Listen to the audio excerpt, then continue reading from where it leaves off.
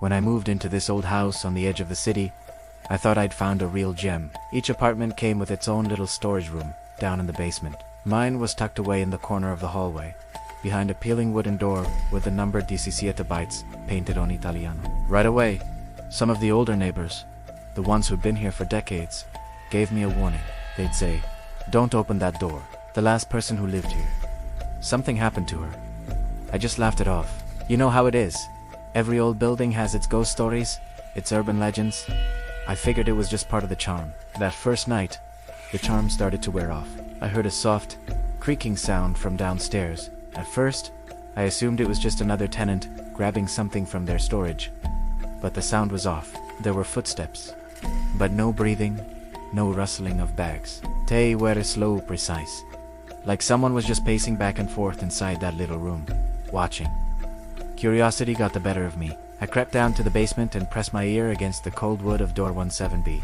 I felt this icy draft seeping through the cracks, as if the door itself was breathing a cold, dead breath. That same night, I couldn't shake the feeling that someone was sitting in there.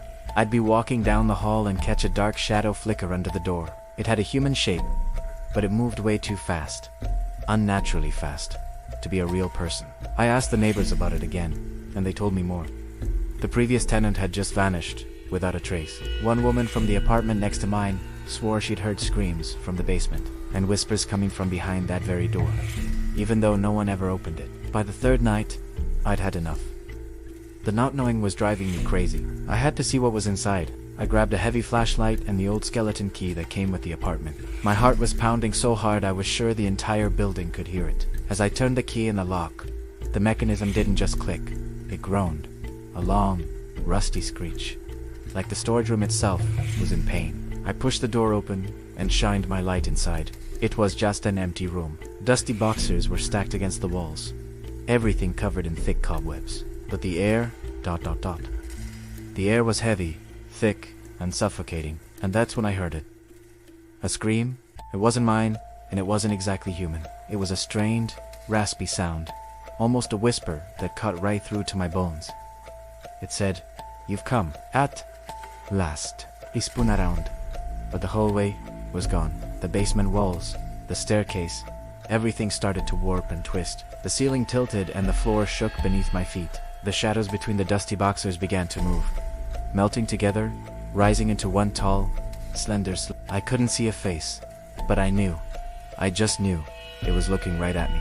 I tried to run, but every frantic step just echoed in my head with its voice. "Run, but you can't. You're here forever." I tripped and fell, squeezing my eyes shut. When I opened them again, I was standing outside door 17B, just like before. The key was in my hand. The smell of dampness and rot clung to me, as if the pantry was patiently waiting. Since that night, I never go down to the basement after sunset. Sometimes, I still hear that soft creak from behind the door, followed by a whisper that drifts up the stairs. "You'll be back." I know it's true. The door won't let me go. Yesterday, my girlfriend said she was going to clean out that creepy old storage room for me, and as she said it, a cold realization washed over me. I've been standing inside here this whole time, and there is no girlfriend. There's no one. Primera day de a long, long time ago.